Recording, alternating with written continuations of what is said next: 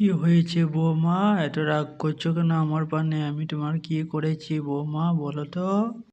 বাবা, আমি তোমার পানে রাগ করিনি বাবা। আমি অনেক দিন থেকে বাপের বাড়ি যাইনি, তাই আগে যাবো বাবা। দেখো বৌমা, এখন তো আমার ছেলে বাড়িতে নাই, সেটা বিদেশ গিয়েছে। এখন তোমাকে একলাই যেতে হবে বাপের বাড়ি।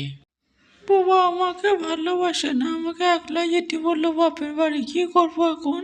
ও দাদু! কি হয়েছিল? কোথায় যাচ্ছিল? আমাকে দাদু বলে তুমি বাপের বাড়ি যাচ্ছি নাকি লো?